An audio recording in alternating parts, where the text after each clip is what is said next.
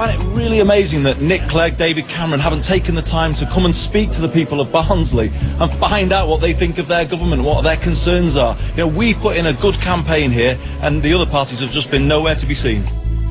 That's Andy Burnham commenting on the big Labour victory, really, in Barnsley Central in the by-election on Thursday.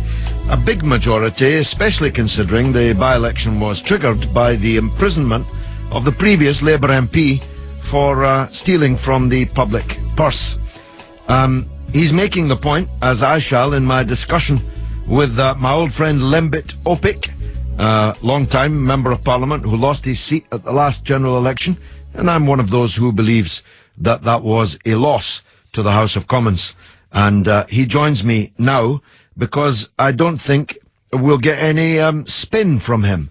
I think he'll tell us just exactly how bad a result it was for his party. Lembit, welcome to the show. Good evening, and thanks for those very nice words, my friend. No, I mean them, everyone. And, well, let's start with Barnsley, but then I want to talk about your mayoral ambitions. Sure. Barnsley, 6th place, doesn't get much worse for the Lib Dems than that, does it? They could have come 7th, I suppose, but it was a pretty bad result. I think if you lose your deposit, then you've got to take it pretty seriously. I was a bit more cautious about it this morning, but I've looked at the figures, and really it's a quarter of the vote that we had at the general election. So dropping from 2nd to 6th, the strategists have to, whatever they say publicly, they have to recognise that they've got to do something about this, because with the May elections for local government in many parts of the UK, and the Scottish and Welsh elections as well for the parliaments there, it's a serious situation. Well, I mean, they could be facing virtual wipeout, certainly in Scotland. I don't know about Wales. You'll know more about that than me. But in local government too. Would that provoke a rethink, do you imagine, amongst Liberal Democrats about this coalition? Probably not about the coalition in terms of the parliamentary party. I think that, for me, the issue isn't so much being in coalition. It's looking like the Lib Dems are in the Tories. I think probably it does provide stability. As you know, I'm pretty much left of centre, so my natural alliance certainly would not be with the Conservatives. But there are things that mitigate in favour of some sort of stability. But the difficulty for the party, I think, is that it doesn't differentiate. The Tories have done quite a good job of still looking like the Conservatives, and not a party that I've ever voted for, but they still look independent-minded.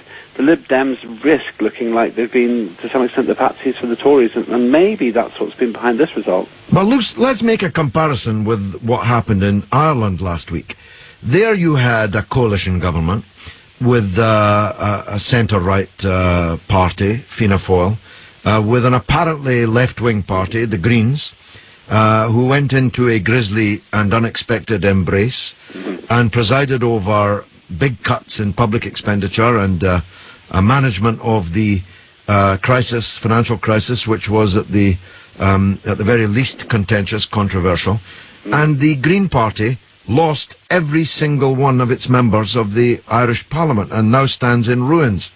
That must be in the minds of at least some Liberal Democrats. So, I mean, I think that a Liberal Democrat would be a liar if they were comfortable with what happened last night. And you're right, I'm not one to spin. I think it makes politicians uncredible whenever they say positive things if they never say negative things. And so looking at Ireland, it is a warning sign. Having said that, there are other places such as Germany where coalitions are much more frequent, and the smaller parties don't necessarily do so badly.